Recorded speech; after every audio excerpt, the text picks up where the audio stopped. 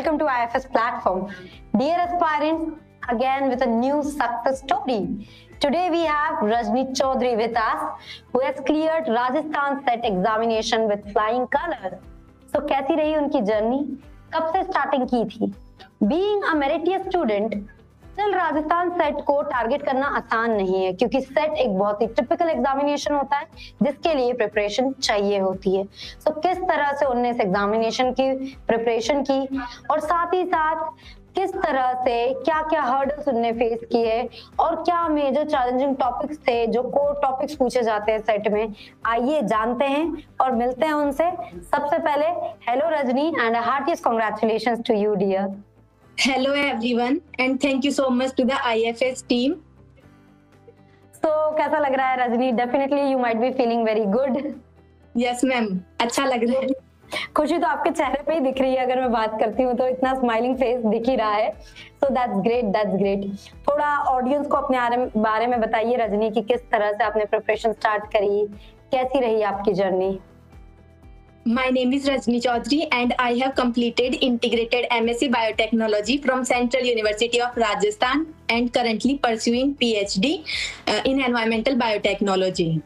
And I have qualified GATE examination in two subjects, GATE Life Sciences and Ecology and Evolution. After that, I qualified UGC NET in Environmental Science 2 times. Okay. And after that I have qualified CSIR NET JRF Life Sciences. तो मतलब ये journey Rajasthan set पे अभी रुकी नहीं है, मतलब आगे भी कुछ examination. I just cleared set examination and hopefully I will clear DBT JRF either in category 1 or category 2 in the upcoming month. Great.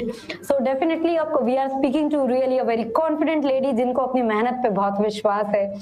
तो कहाँ से जर्नी स्टार्ट करी थी? लाइक इतने n नंबर ऑफ एग्जामिनेशंस देने के बाद आपको ये नहीं लगा कि मुझे सेट की क्या जरूरत है, मुझे करना चाहिए या नहीं करना चाहिए?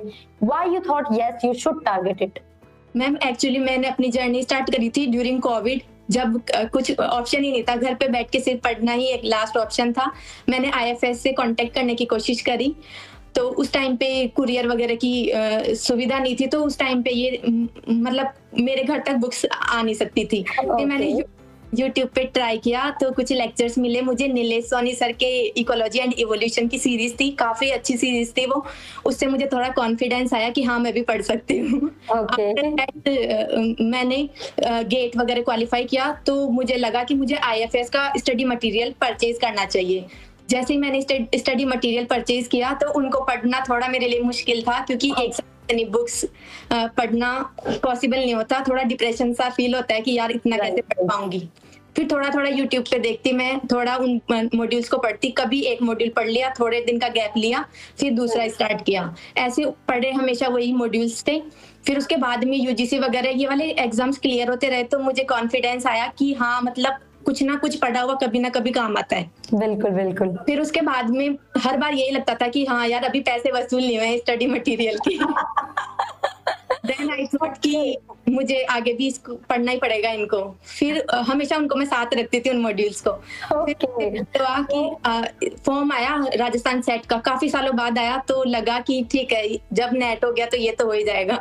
फिर ये सबके मैंने फिल कर दिया और उसके बहाने मुझे लगा कि बाकी के बचे हुए मॉड्यूल्स कवर हो जाएंगे, तो मैंने सब्सक्रिप्शन भी ले लिया। फिर जैसे ही सब्सक्रिप्शन लिया तो मैंने 2-3 महीने का सब्सक्रिप्शन था वो, उसमें मुझे नहीं पता हार्डली कि कब सुबह होती थी कब शाम होती थी, क्योंकि मैंने सोच लिया था कि बस ये लास्ट सब्सक्रिप्शन है मेरा लाइफ साइंसेज का। तो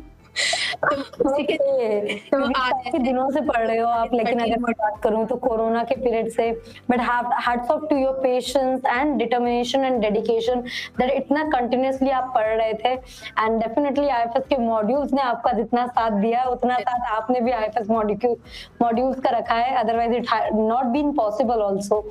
सो रजनी, ये जर्नी थी जो आपने कोरोना में स्टार्ट करी, बहुत सारे रिजल्ट्स भी आए, आने वाले भी रिजल्ट्स हैं, तो आपके फ्यूचर प्लान्स क्या है?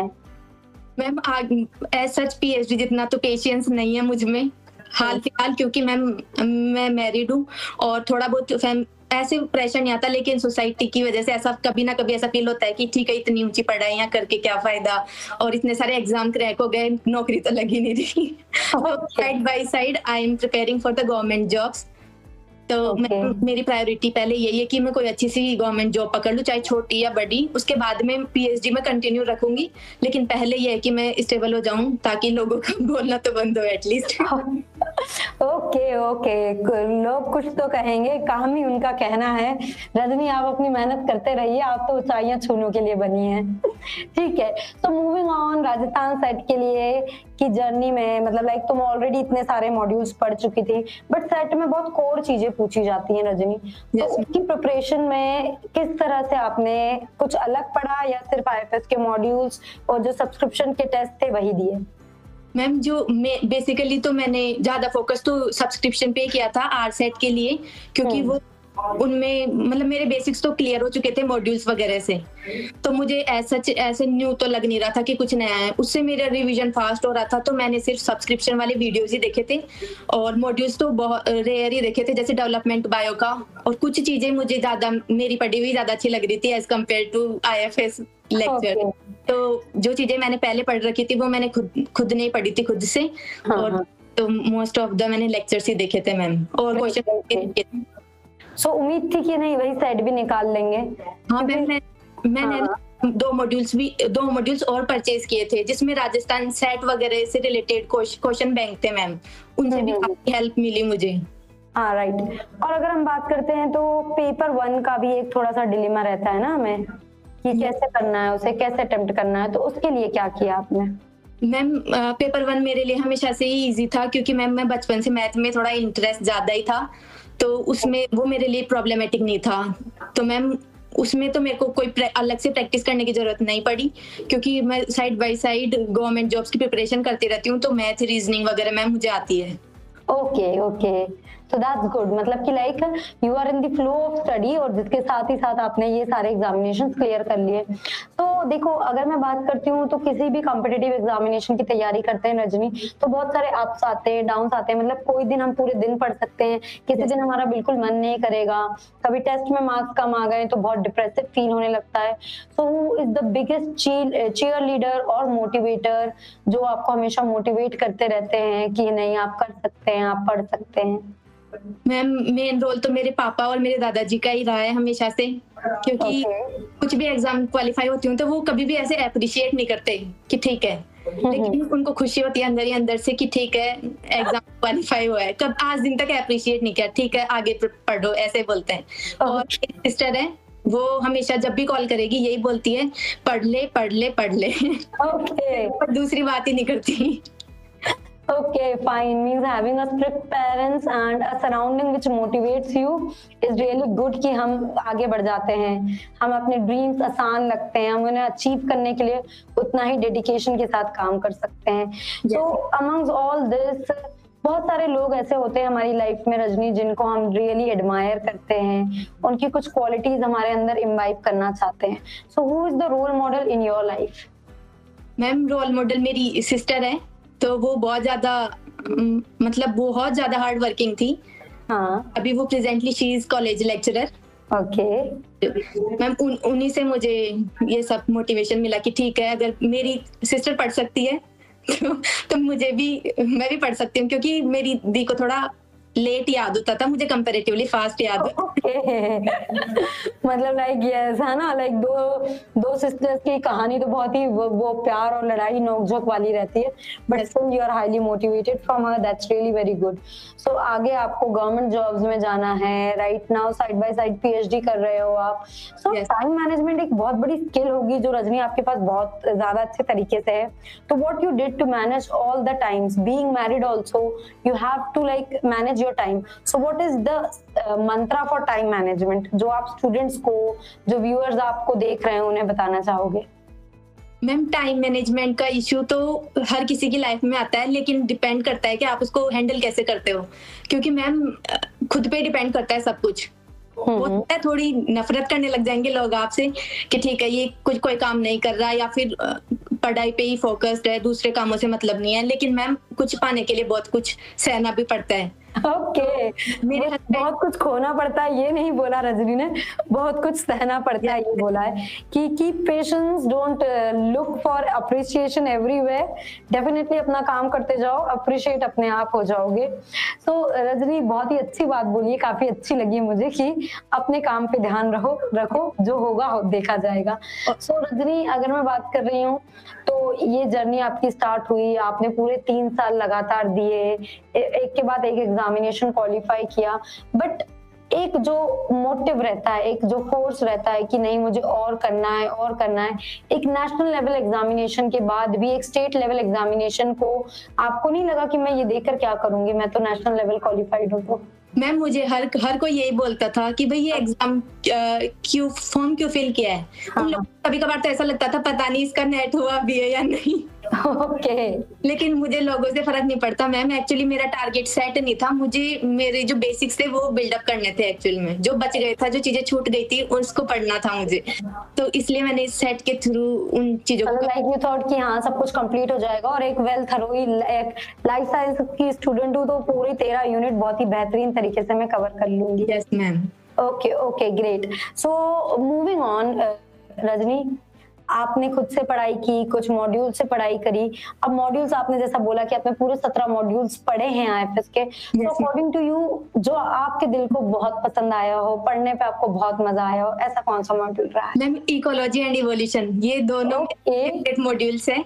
हाँ, और उसके अलावा डेवलपमेंट बायोलॉजी, बायोकेमिस्ट्री। मैम मुझे सबसे गंदी यूनिट लगती है molecular biology. Okay, That's totally fine, Rajni, that's totally fine। मैं भी तुम मुझे बोलने में सोच रही होगी कि बोलूं या ना बोलूं। और मैम उसी के चक्कर में मैंने सेट का सब्सक्रिप्शन लिया था, क्योंकि सिर्फ और सिर्फ मॉलिक्यूलर बायोलॉजी ऐसी सब्जेक्ट थी जो मैंने ना तो मॉड्यूल टच कर पाई थी ना वैसे आता था मुझे। Okay, that's totally fine, that's totally fine. सबका अपना जोन ऑफ एरिया रहता है, इंटरेस्ट होता है। Since you are already pursuing environmental biotechnology पर पीएचडी भी, तो आपका इंक्लिनेशन थोड़ा उस तरफ होगा, और डेफिनेटली 17 यूनिट में से 1-2 तो हम ऐसे छोड़ सकते हैं। तो इकोलॉजी और एवोल्यूशन की अगर मैं बात करती हूँ तो ये बहुत आपको इंटरेस्टिंग लगा। और रही बात जो भी हम बात करते हैं, जैसे आपने सेट के प्रैक्टिस मॉड्यूल्स लिए थे, तो क्वेश्चन प्रैक्टिस करना कितना इंपॉर्टेंट है किसी एग्जामिनेशन के लिए? मैम क्वेश्चन प्रैक्टिस करना उतना इंपॉर्टेंट है जितना आपने पढ़ा है, क्योंकि बिना पढ़े आपको पढ़ के आपको ये आइडिया नहीं लगेगा कि किस लेवल तक पढ़ना है। राइट। तो इसलिए यस मैम, तो साथ में टॉपिक कंप्लीट होते ही पहले क्वेश्चन कर लेने से ना कॉन्फिडेंस आ जाता है कि हाँ मेरे से क्वेश्चन सॉल्व हो रहे हैं, और इस वजह से आप नेक्स्ट टॉपिक पे फिर आसानी से मूव कर सकते हैं। ओके। सो अब जो भी व्यूअर्स, जो भी ऑडियंस आपको देख रहे हो, उन्हें क्या मैसेज देना चाहोगी आप रजनी? मैम जितने भी व्यूअर्स हैं और जितने भी मेरे फ्रेंड्स वगैरह जो भी पढ़ना चाहते हैं आगे, और आगे जिनकी है इच्छा कि मुझे हाँ भाई लाइफ साइंस में कोई भी एग्जाम क्रैक करना है, तो आंख बंद करके आईएफएस का सब्सक्रिप्शन ले लो या फिर इसके मॉड्यूल्स ले लो। मैं ज्यादा सजेस्ट मॉड्यूल्स करूंगी, क्योंकि मैम मॉड्यूल्स हमेशा आपके साथ रहेंगे, और मॉड्यूल्स में कंसेप्ट बहुत अच्छे से क्लियर होगा, क्योंकि मैंने एमएससी वगैरह तक स्टैंडर्ड बुक्स पढ़ी है, तो मुझे पता है एज इट इज लाइंस उसमें पूरा कंपाइल किया हुआ है मॉड्यूल्स। तो मॉड्यूल्स पढ़ने के बाद में ऐसा कोई ना कोई एग्जाम तो आप आराम से क्लियर कर लोगे। इतनी श्योरिटी है कि आईएफएस का मॉड्यूल आपने अच्छे से कर लिया, मतलब कोई ना कोई एग्जाम तो आपका क्लियर होगा ही related to life sciences. Okay.